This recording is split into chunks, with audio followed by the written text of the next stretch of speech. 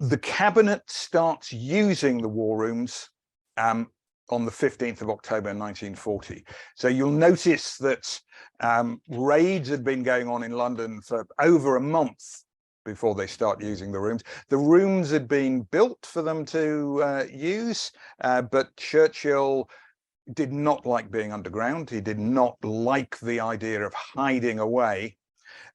In fact, on some of the raids, he went up onto the roof of the building that the war rooms are in to look at the bombing taking place 2-3 miles downriver over the city. The fireworks, he called them.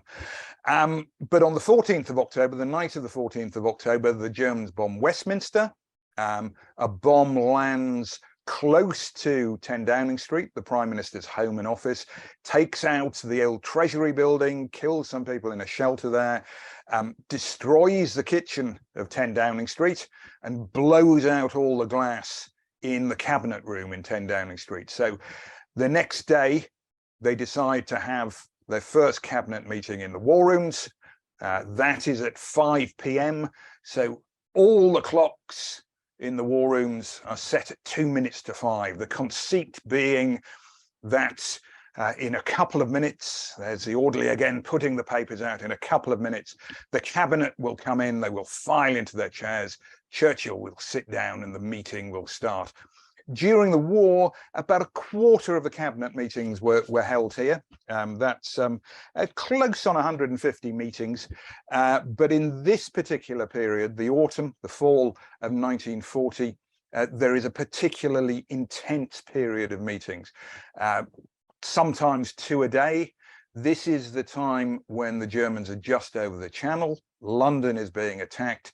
There is, if you like, an existential crisis facing the country, and Churchill needs to meet with his war cabinet, a smaller group than the main cabinet, plus the military, plus his senior advisors, to figure out what on earth to do, how we could fight back, what the consequences of the bombing were so far.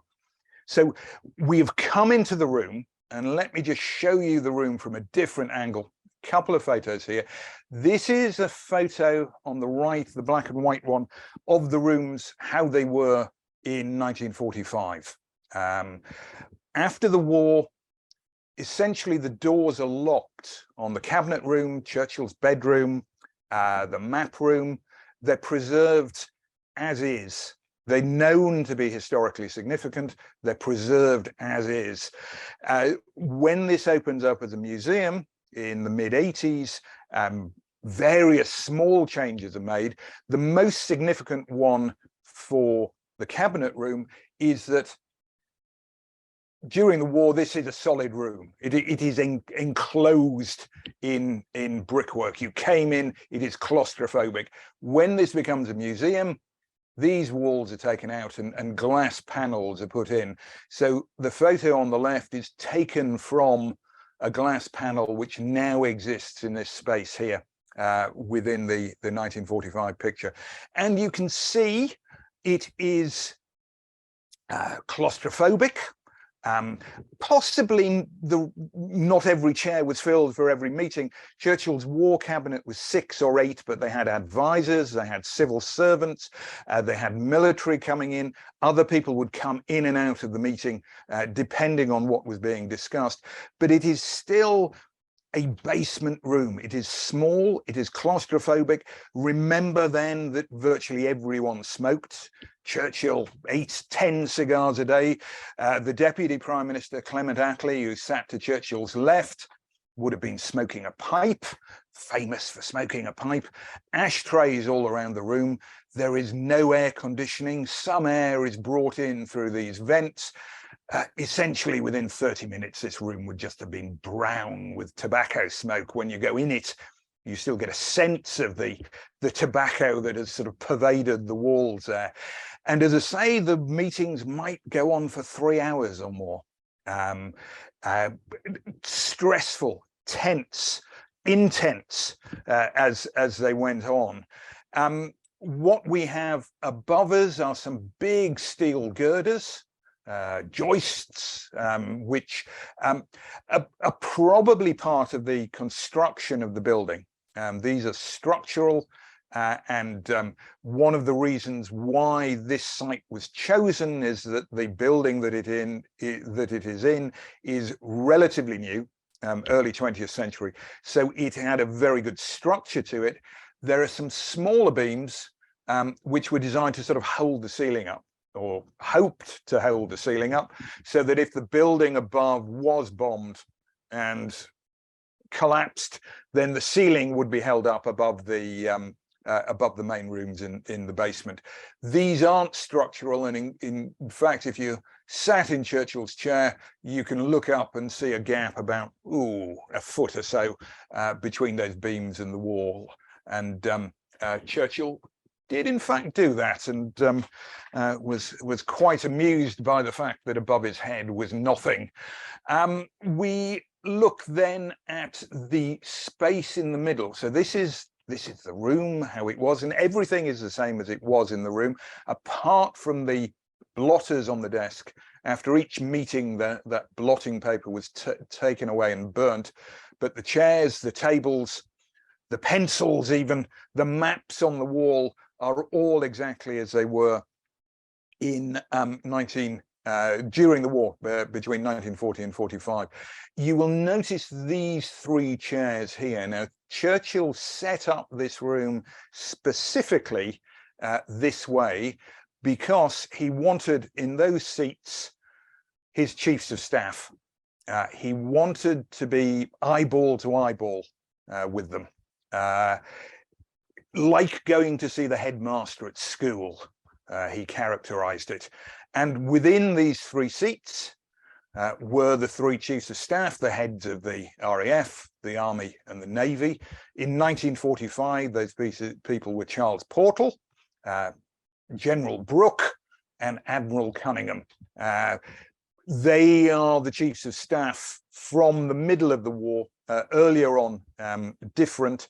And this is where Churchill would interrogate them, would push them, would come up with different ideas, would try and pull apart their arguments for doing something or not doing something.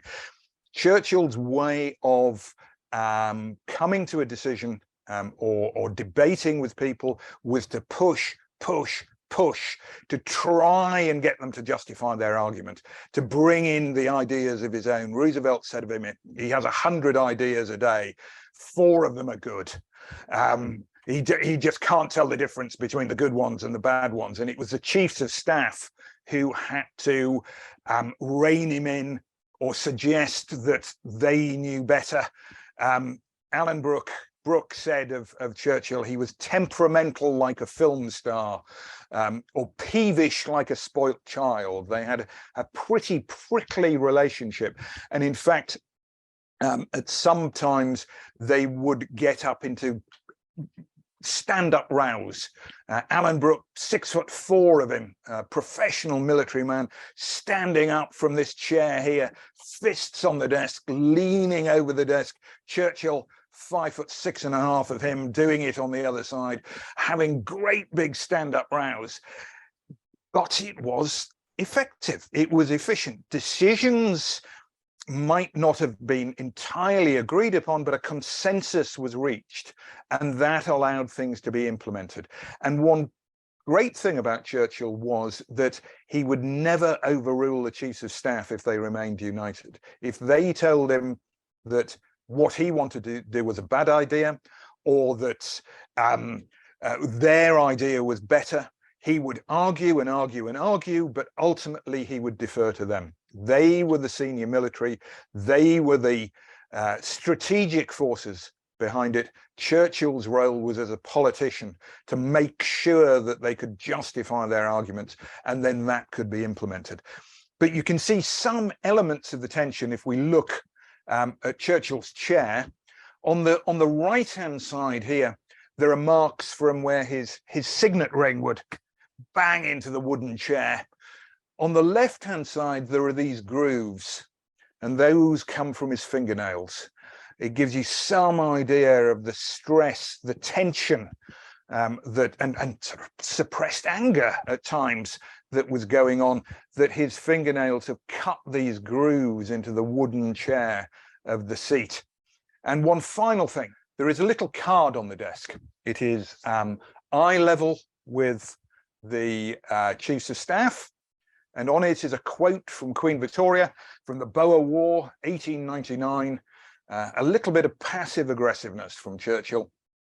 The quote is, "Please understand there is no depression in this house, and we are not interested in the possibilities of defeat. They do not exist." So Churchill using a Queen Victoria quote to make sure that the Chiefs of Staff are not overly negative when they're briefing him, when they're arguing with him within the war rooms.